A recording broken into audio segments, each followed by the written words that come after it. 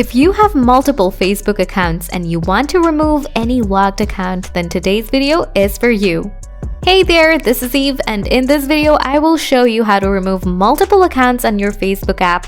So let's get started. To do that, open Facebook app, tap on three lines, scroll down, tap on logout, again tap on logout.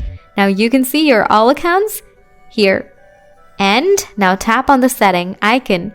After that, tap on a specific account that you want to remove. Now tap on remove profile and last tap on remove. After that, your account will be removed from the Facebook app.